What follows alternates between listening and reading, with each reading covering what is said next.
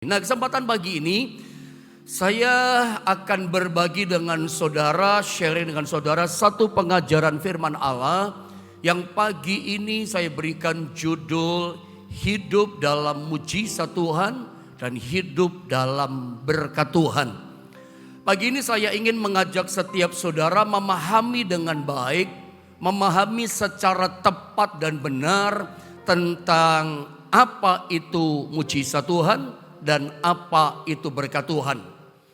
Supaya kita ngerti kebenaran ini. Dan saya pikir ini sangat penting saudara. Dan ingat, dua-duanya ini bisa terjadi dalam kehidupan kita sampai hari ini. Makanya selalu saya katakan, kita adalah orang yang percayakan mujizat Tuhan.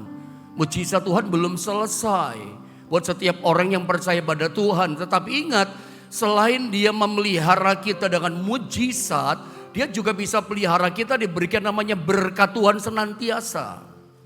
Coba Anda lihat, sebelum saya tunjukkan sama saudara atau kita membaca beberapa ayat-ayat firman Allah, saya ingin memberikan satu pendahuluan dulu sama saudara supaya clear dari awal, supaya jelas dari awal saat nanti kita sama-sama membaca beberapa ayat-ayat firman Tuhan, tapi depannya kita udah ngerti, nangkep. Nah, saya kasih pendahuluan begini. Bahwa percayalah pada masa kini maupun masa lalu tidak pernah berubah. Tuhan itu memelihara kita umatnya dengan dua cara. Jadi Tuhan itu punya dua jalur untuk memelihara hidup kita. Yang pertama lewat jalur mujizat. Yang kedua lewat jalur berkat. Walaupun kalau saya bikin kesimpulan nanti terakhir, sepanjang saya membaca seluruh Alkitab, terutama Perjanjian Lama juga Perjanjian Baru, terutama pada masa kekinian, pada masa kini, menurut saya kesimpulan saya bahwa Tuhan itu lebih banyak memelihara kita, berurusan dengan kita lewat jalur yang kedua, jalur berkat. Berkat terjadi setiap hari. Berkat terjadi senantiasa. Tuhan lebih suka, lebih sering berurusan sama kita pada jalur yang kedua, cara yang kedua lewat berkatnya. Walaupun mujizat masih ada. Kita adalah orang-orang yang percaya mujizat. Kalau Anda adalah orang Kristen, Anda adalah pagi ini adalah orang-orang yang percaya pada Yesus. Kalau Anda berkata, saya yang penting percaya pada Yesus Pak, yang penting saya beriman pada Tuhan. Tapi kalau soal mujizat nantilah Pak. Menurut saya Anda adalah orang Kristen yang imannya amburadul, itu namanya. Iman saudara lemah. Karena dasar mujizat itu adalah iman, dasar berkat itu ketaatan. Jadi dari awal saya buka dulu sama saudara, sehingga nanti pada waktu baca ayat-ayat, Anda nangkap dengan bagus, memahaminya dengan tepat dan benar. Kita bicara dua perkara, bicara tentang berkat, bicara tentang mujizat. Nah, kalau Anda lihat gambar yang awal tadi bahwa Tuhan memelihara kita dengan dua cara, dua jalur mujizat dan berkat sampai hari ini. Dua-duanya Tuhan bikin sama kita. Saya kasih contoh dari awal saudara ya. Misalnya bangsa Israel di padang gurun. Nanti berkaitan sama akhir ini saudara yang saya sampaikan dari awal. Itu Tuhan pelihara dengan mujizat. Tiap hari Tuhan dropping hujan roti dari sorga, mana tiap hari. Itu kalau Tuhan gak kasih hujan mana, mati mereka di padang gurun. Ini mujizat. Kenapa mujizat? Sebab padang gurun itu kering. Ya, padang gurun itu gersang. Padang gurun itu pada waktu itu bangsa Israel tidak bisa bercocok tanam, tidak bisa menabur, tidak bisa berbuat bekerja. Karena mereka mesti ikuti gerakan tiang awan, tiang api. Begitu tiang awan, tiang api bergerak mau pagi, mau siang, mau sore. Bisa jadi tiang api bergerak pada waktu malam hari. Mereka mesti ikut bergerak. Kalau enggak tersesat, kalau enggak mati mereka. Karena tiang awan, tiang api itu merupakan kehadiran penyertaan Tuhan secara langsung. Tiang awan, tiang api jalan, mereka mesti jalan. Anda bayangkan baru bercocok tanam kerja, tiang awan gerak.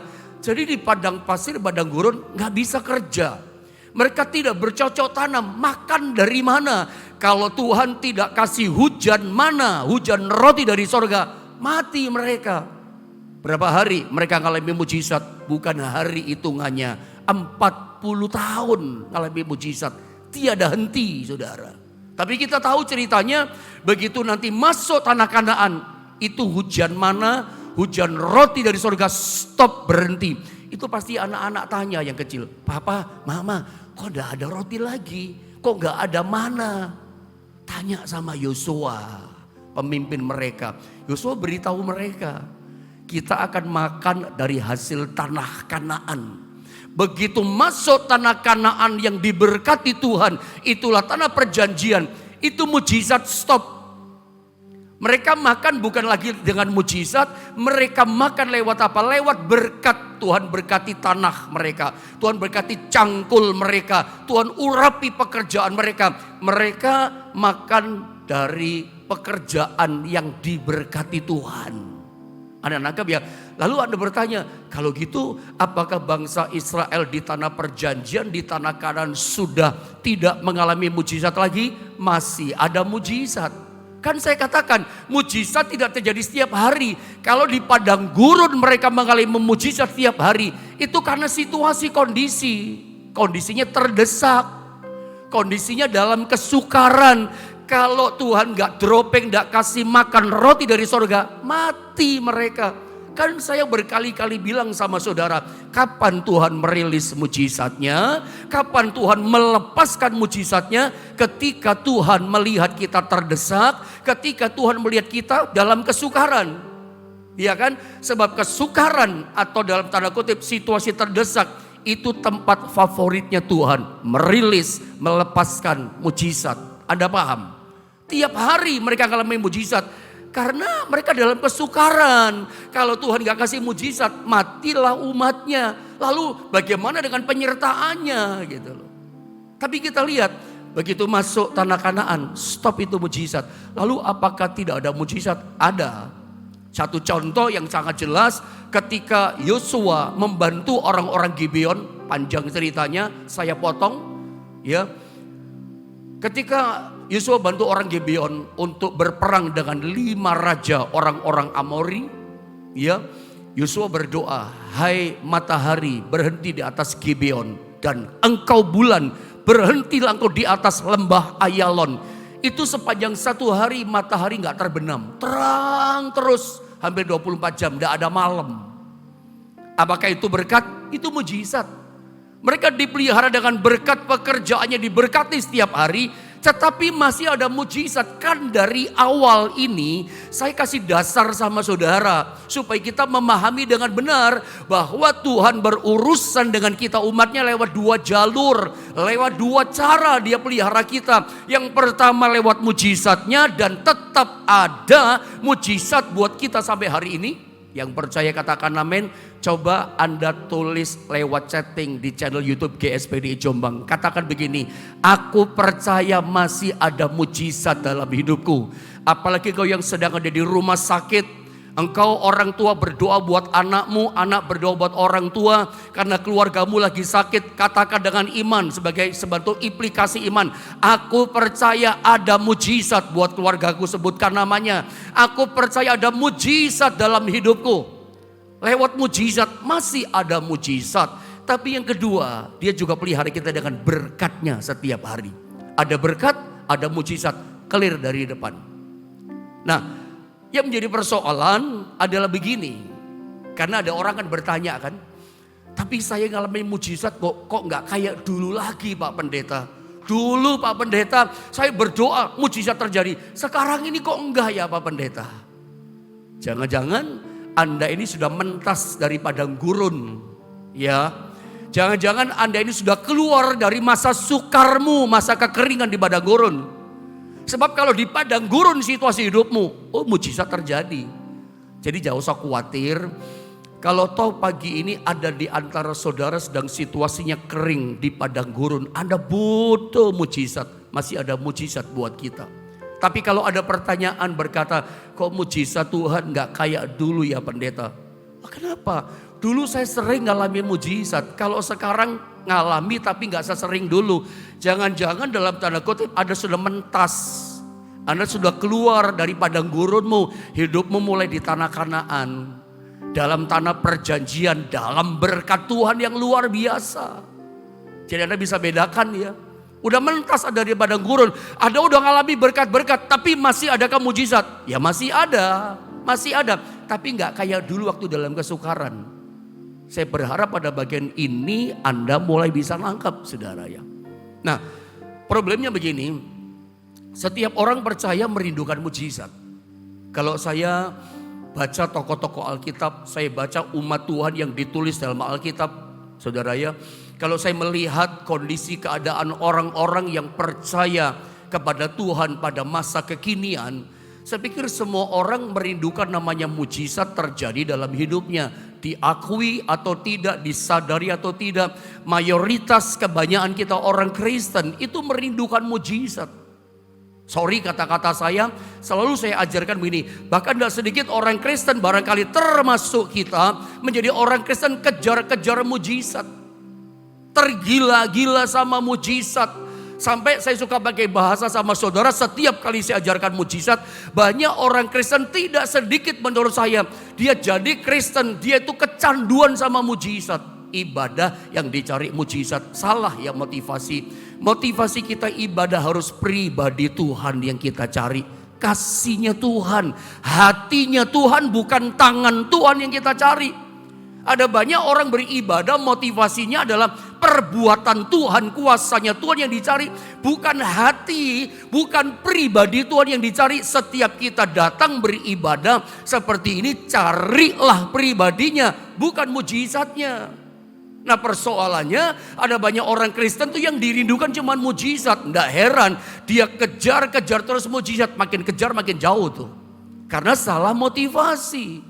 Nah pertanyaannya ini problem. Mengapa tidak semua orang percaya mengalami mujizat? Padahal kita belajar dari awal. Kan masih ada mujizat buat orang percaya.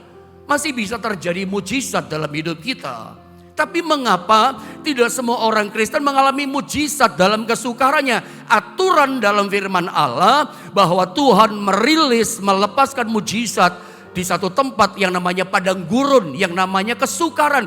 Itu tempat favoritnya Tuhan, lepaskan mujizat. Ya, tapi kenapa dalam kesukaran loh saya Pak, tapi kok nggak ngalami mujizat? Ada yang salah. Coba kita belajar dari awal. Mengapa tidak semua orang percaya dalam kesukaran kesulitannya dia tidak mengalami mujizat? Menurut saya begini, kalau saya baca Alkitab, persoalannya begini. Ada hubungan, ada korelasi. Kalau bicara korelasi itu berarti hubungan sebab akibat, timbal balik. Ada hubungan timbal balik sebab akibat, korelasi antara mujizat dengan mentalitas instan.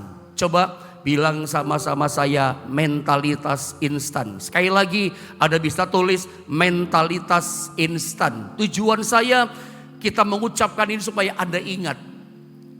Anda pasti tahu kan kata instan. Instan artinya cepat.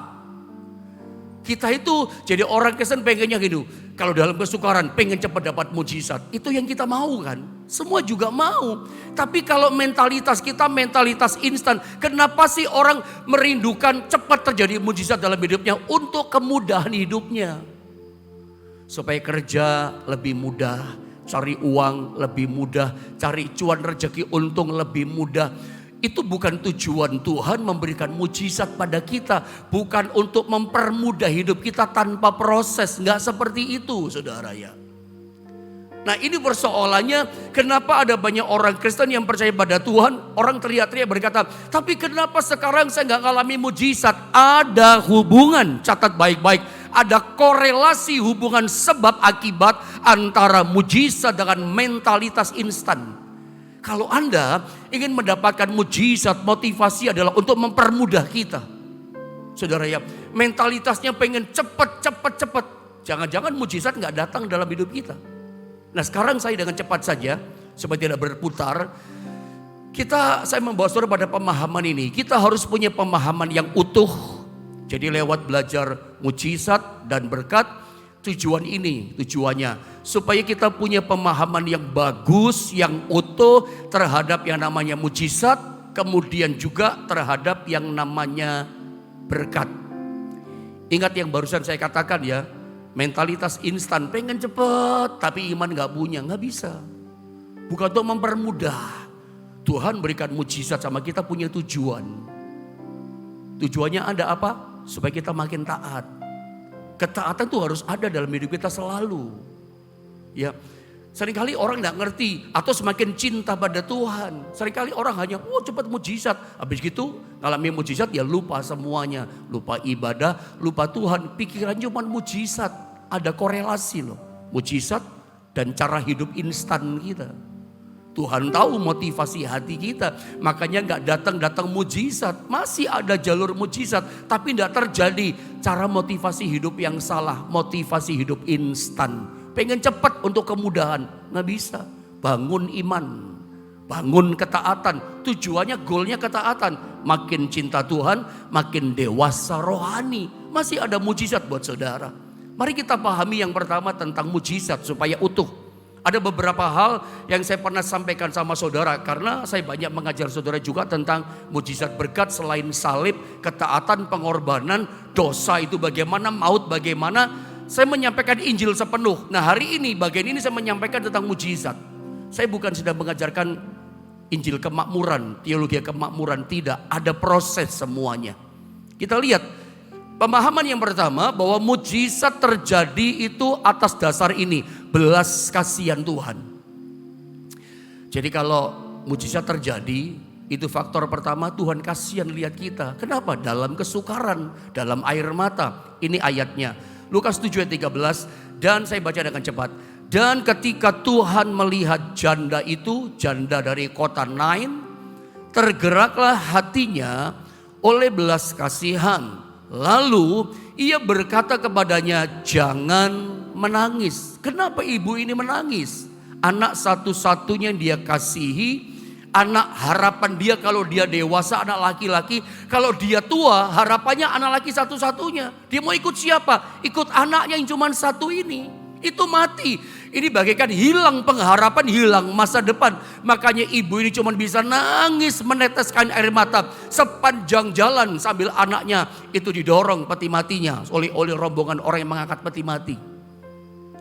Dia nangis. Yesus datang masuk kota Nain. Tergerak hatinya oleh belas kasihan kepada wanita yang sedang bersedih, sedang mengalami kesukaran yang hilang harapan besar dalam hidupnya.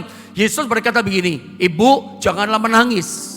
Dengan kata lain Yesus berkata, hapus air matamu. Kalau Yesus berkata hapus air mata, jangan menangis karena dia satu-satunya pagi ini percayalah yang bisa menghapus air mata kita. Adakah di antara saudara pagi ini sedang mendengar firman Allah, engkau sedang menangisi hidupmu, menangisi anak-anakmu, belum bertobat kali. Anda menangisi persoalan anak-anakmu, Anda menangisi Anda punya kesulitan yang namanya orang tua tidak pernah henti cintanya untuk anak. Atau anak sedang menangisi orang tuanya, atau suami sedang menangisi istrinya, istri menangisi suaminya, atau pekerjaanmu kau tangisi. Engkau sedang dalam tanda kutip kesukaran dan kesulitan dengan air matamu. Yang pertama, mujizat terjadi karena Tuhan kasihan, belas kasihan Tuhan lihat kesukaran kita. Jadi mujizat itu murni kasih sayang Tuhan. Mujizat terjadi itu murni karena Tuhan tergerak oleh belas kasihan. Kasih sayang itu Tuhan diberikan pada kita. Mujizatnya terjadi. Yesus datang kepada anak yang mati berkata, hai anak muda, bangkitlah.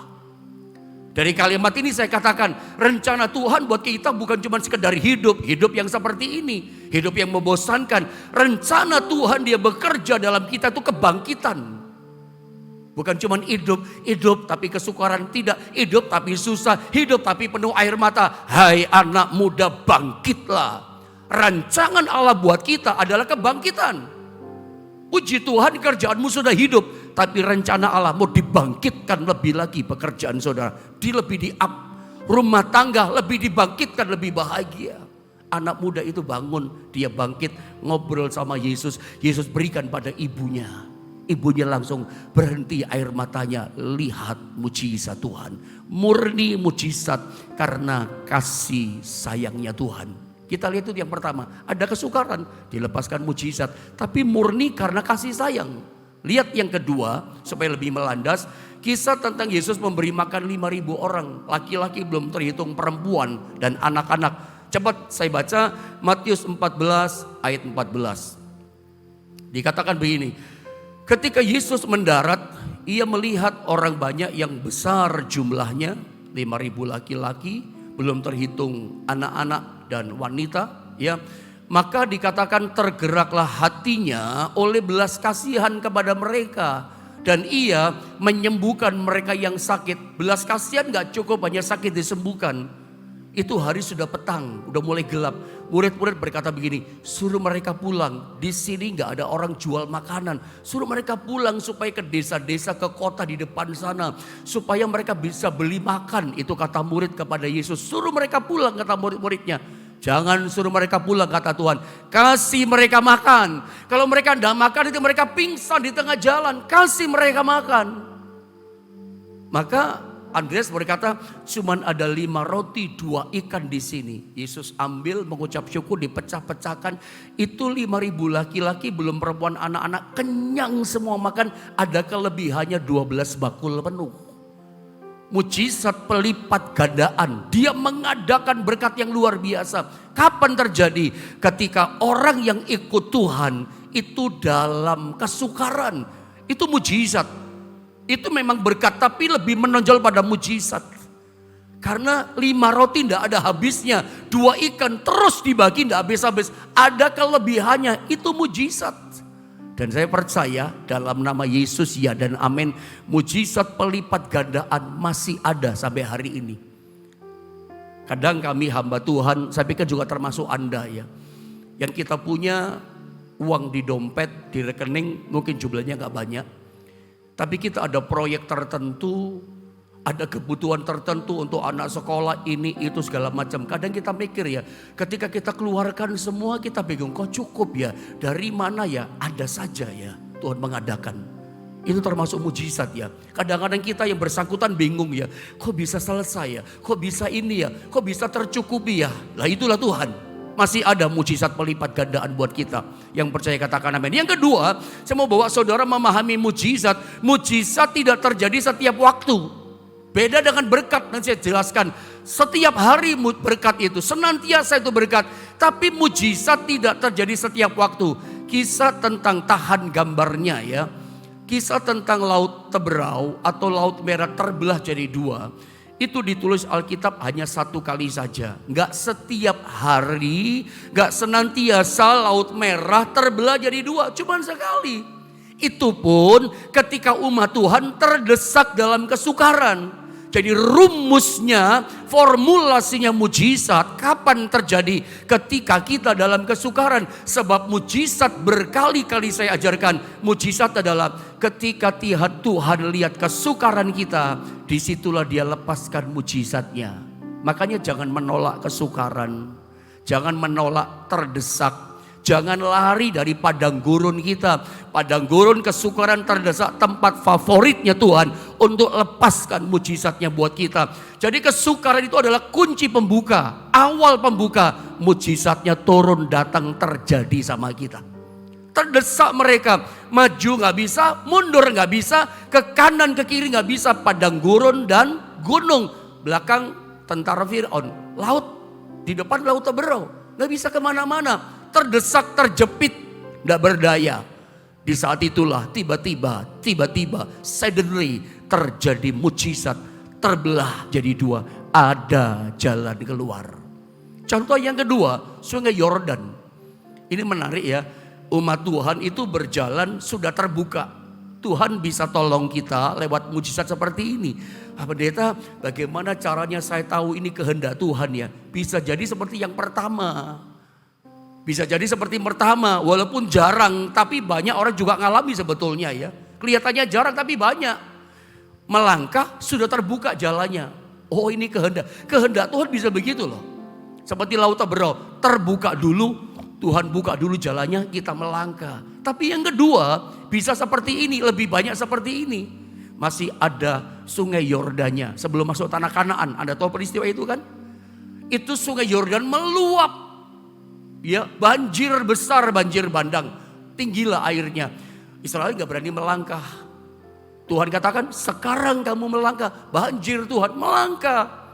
Mujizat terjadi ketika imam yang mengangkat tabut itu melangkah. Masih ada banjir, masih ada meluap sungai Yordan, masih ada masalah, masih ada pencobaan, masih sakit, masih banyak kesulitan. Tapi kita melangkah, belum terbuka. Ada orang alami seperti Laut Taberau, terbuka dulu, wah enak ini jalan, yakin kita. Tapi kadang-kadang kedua, kita bingung, ini kehendak Tuhan atau bukan ya. Kadang Tuhan lebih banyak, sorry ya, bukan kadang, lebih banyak Tuhan pakai jalur yang ini. Kadang masih ada pencobaan, masih ada kesulitan di depan kita. Tapi Tuhan suruh kita melangkah dengan iman. Sebab mujizat itu dasarnya adalah iman kita kepada Tuhan. Dasar mujizat iman, dasar berkat ketaatan. Iman, suruh melangkah dengan iman, terbuka. Yang meluap tiba-tiba terbuka, saudaranya. Jadi dua. Jadi lagi meluap, melangkah, terbuka. Itu pun bisa terjadi sama kita. Tapi enggak setiap waktu. Hanya sewaktu-waktu. Kapan? Ketika dalam kesukaran. Cerita yang kita pelajari kemarin tentang tepung segenggam minyak sedikit dalam buli-buli. Gambar berikutnya Elia dan janda Sarfat di Sidon. Itu enggak habis-habis. Sampai kapan? Sampai musim kering selesai. Setelah musim kering selesai, paceklik selesai. Ya, berhenti itu mujizat. Hanya waktu dalam kesukaran. Tapi dasarnya adalah iman. Janda ini punya iman. Demi Tuhan Allahmu yang hidup, dia berkata, dibuatin roti buat Elia. Karena ketaatannya, ya, karena imannya, dia ngalami mujizat itu. Dan ada ketaatan di dalamnya. Lihat berikutnya tentang memberi makan 5.000 orang. Sama, dasarnya karena kesukaran. Ketika Yesus berjalan di atas air juga cuma sekali dituliskan. Termasuk Petrus kan. Gak terus-terusan Tuhan menolong umatnya, menolong muridnya berjalan di atas air. Dalam kondisi murid-murid mau mati, tenggelam dalam kesukaran. Teriak-teriak mereka ketakutan. Karena mereka merasa pasti akan mati tenggelam. Ada gak di antara saudara yang merasa mau mati hari ini karena kesukaran? Ada sakit di rumah sakit pagi ini. Saya mau katakan masih ada mujizat buat setiap saudara. Sama dengan cerita air menjadi anggur.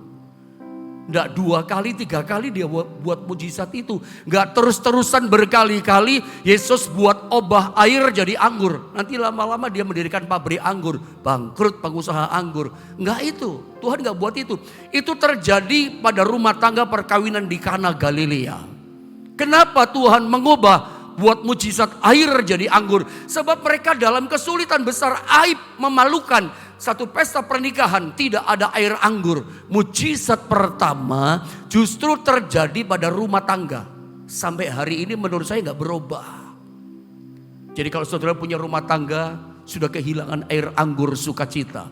Rumah tangga saudara ada persoalan. Ingat, mujizat pertama ketika Yesus melayani di muka bumi, itu mujizatnya atas rumah tangga. Jadi dengan kata lain saya mau berkata sama saudara, kalau pagi ini ada di antara saudara yang sedang punya masalah dalam rumah tangga saudara, dengarkan baik, masih ada mujizat buat rumah tanggamu. Miliki iman, percaya pada Tuhan. Dasar mujizat adalah iman. Yang ketiga, untuk memahami mujizat itu terjadi melawan hukum alam. Anda lihat gambar itu saja. Harusnya seperti misalnya Yesus berjalan di atas air, harusnya tenggelam dong. Tapi dia tetap bisa berjalan di atas, melawan gravitasi bumi ya. Melawan hukum alam. Sama dengan laut terbelah, Yordan terbelah. Sama dengan pelipat gandaan terjadi pada janda di Sidon Sarfat. Gak habis-habis rotinya. Itu pun melawan hukum alam. Harusnya sekali makan habis, besok kami mati. Tapi tetap terjadi. Bertentangan, tidak masuk logika. Jadi kalau Anda mengalami sesuatu yang tidak masuk akal, itu namanya mujizat. Yang orang gak bisa bikin, setan gak bisa bikin, itu mujizat. Dan saya percaya dengan apa yang saya sudah sampaikan sama saudara, Anda berkata, oh ternyata aku banyak ngalami mujizat dalam hidupku. Ya, sebab masih ada mujizat sampai hari ini. Dengan cepat, waktu yang ada, sekarang saya mau terangkan tentang berkat. Apa yang dapat kita pelajari dari berkat Tuhan yang datang sama kita? Yang pertama, berkat terjadi bukan karena kebetulan, tapi berdasarkan ada alasannya. Ya, jadi jangan pernah ngomong gini, jabatan naik, oh kebetulan. Tidak. Job, Anda terima job, Anda terima proyek, Anda terima jalan keluar pekerjaanmu, woi lancar berkatnya. Tidak ada kebetulan. Itu terjadi berkat sama saudara turun, itu ada alasan dengan cepat. Yang kedua, ini alasannya. Berkat terjadi sebagai hasil dari ketaatan saudara pada Tuhan. Hidup dalam ketaatan kekristenan yang saudara bangun, itu menghasilkan berkat Tuhan datang sama saudara. Saudara mau diberkati sama Tuhan, belajar taat. Berkat itu setiap hari. Coba saya tunjukkan bagian 3 ini dengan cepat ya, supaya waktunya selesai. Yang ketiga, pahami tentang berkat Tuhan itu begini. Berkat terjadi senantiasa setiap hari. Mujizat tidak terjadi senantiasa, hanya tempo-tempo tertentu dalam kesukaran, dalam terdesak. Tidak ada orang mau dalam kesulitan terjepit.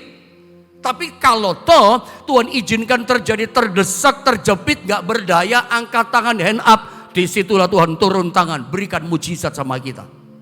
Tapi gak senantiasa, hanya sewaktu-waktu mujizat. Karena tempat kesukaran itu tempat paling dia suka melepaskan mujizat. Tapi kalau bicara berkat, kalau misalnya saya suruh pilih Anda pilih berkat atau mujizat? Anda bisa chatting coba. Kalau saya kasih pilihan kepada Anda pagi ini, berkat Tuhan terjadi setiap hari. Mujizat Tuhan enggak setiap hari. Kalau suruh milih, Anda pilih mana? Pilih berkat atau pilih mujizat? Saya tunggu sambil Anda chatting. Anda pilih yang mana? Cepat kan nulisnya kan, berkat atau mujizat. Saya coba mewakili saudara. Kalau saya pilih dua-duanya, karena memang Tuhan pelihara kita dengan 2 jalur ini. Jalur berkat, tapi juga jalur mujizat. Miliki bangun iman yang teguh, ada mujizat. Ada bangun setiap hari taat pada perintah Tuhan. Menaati perintahnya, menaati kehendaknya. Firman datang kepada kita, baik berupa perenungan setiap hari seperti ini. Sarapan pagi buat kita firman Allah. Atau firman Allah bentuk pewahyuan. Untuk pribadi kita sendiri yang mendirection mengarahkan kita. Kita mentaatinya. Wah, itu mendatangkan berkat. Ketaatan itu mendatangkan berkat. Nuh itu karena dia taat, dia ngalami berkat loh. Termasuk mujizat juga itu ya. Orang lain binasa tenggelam, dia dan keluarganya selamat. Air bah itu datang karena ketaatan. Ketaatan itu mendatangkan berkat, dipelihara Tuhan senantiasa. Ada gak usah khawatir masuk tahun sukar. Orang boleh berkata ini krisis ekonomi Pak, ini masa sukar Pak. Sekarang mulai kelihatan ya badai dampak pandemi kemarin. Krisis mulai terjadi sekarang mulai nampak. Banyak orang ribuan di PHK sekarang. Pabrik Puma tutup di Indonesia. Sepatu Adidas juga di Indonesia saudara ya. Sekarang mulai banyak ribuan pengangguran terjadi. Mulai kelihatan dampaknya. Kebangkrutan terjadi di mana-mana perusahaan besar. Dampaknya apa? Pengangguran, ekonomi jadi sukar. Tapi saya mau ingatkan, masa sukar boleh terjadi asal kita punya ketaatan. Gak usah khawatir, tetap ada berkat Tuhan dari kita, untuk kita. Berkat Tuhan itu luar biasa. Coba kita baca ayat ini sebentar dengan cepat. Keluaran 16, 2-4. Lihat gambar itu. Kita baca ayatnya. Di padang gurun itu bersungut-sungut segenap jemaah Israel kepada Musa dan Harun. Atau saya langsung baca ayat yang keempat. Lalu berfirmanlah Tuhan kepada Musa dalam kesukaran di padang gurun. Sesungguhnya aku akan menurunkan dari langit hujan roti bagimu. Roti mana? Maka dikatakan bangsa itu keluar dan memungut tiap-tiap hari sebelum matahari terbit. Sebanyak yang mereka perlu untuk sehari. Supaya mereka kucoba apakah mereka hidup menurut hukumku atau tidak. Jadi di padang gurun Tuhan bikin mujizat. Hujan roti mana untuk mereka setiap hari. Lalu saya singkat, lihat ayat ini berikutnya. Yosua pasal 5 ayat 12. Ayo sama-sama kita kunci dengan ayat ini lalu kita berdoa. Yosua pasal 5 ayat yang ke-12. 1, 2, dan 3. Lalu berhentilah mana itu pada keesokan harinya. Setelah mereka makan hasil negeri itu. Jadi orang Israel tidak beroleh mana lagi. Tetapi dalam tahun itu mereka makan yang dihasilkan tanah Kanaan. Langsung stop itu mana dari sorga. Mereka tanya, loh kok gak ada mana? Karena mereka mulai memakan hasil tanah Kanaan. Tanah itu diberkati Tuhan. cangkulnya diberkati Tuhan, kerjaannya diberkati Tuhan, tangan mereka diberkati Tuhan. Singkat kata sebelum saya tutup begini, jadi ada dua jalur Tuhan pelihara orang percaya. Yang pertama lewat mujizat. Mujizat masih ada buat saudara. Mujizat terjadi dalam hidup orang percaya lewat iman saudara. Tetapi yang namanya berkat lewat ketaatan, generasi Yosua ini generasi yang taat. Makanya ngalami berkat tanah Kanaan. Tanahnya diberkati. Saya percaya pagi ini, kalau Anda bangun hidupmu dengan ketaatan, tanganmu diberkati, cangkulmu, sarana untuk bekerja diberkati, kantormu, pabrikmu, tokomu, rumah makanmu, engkau sebagai karyawan, engkau diberkati sama Tuhan, diurapi sama Tuhan, diberi kuasa pekerjaanmu oleh Tuhan. Sehingga apa? Ada berkat setiap hari, jobnya ada saja, rezekinya ada saja, berkatnya selalu ada saja. Kita nggak ngerti dari mana-mana bisa datang berkat. Itu hasil ketaatan yang kita bangun. Saya berharap secara utuh Anda bisa memahami tentang mujizat Tuhan dan berkat Tuhan. Kenapa orang lain kesukaan mengalami mujizat kok saya tidak? Jangan-jangan ada punya mentalitas instan, mau cari gampangnya saja. Tiap ibadah yang dicari mujizat. Ada jangan tergila-gila sama mujizat. Kita butuh mujizat, tapi waktu seperti ini motivasi kita, carilah pribadi Tuhan, sebab Dia sumber dan pembuat mujizat. Dapatkan hatinya, pasti dapat tangannya. Percaya itu. Kalau Anda dapat hatinya kasih sayang Tuhan, karena cara kita motivasi benar cari Tuhan, berkatnya, mujizatnya pasti datang sama kita.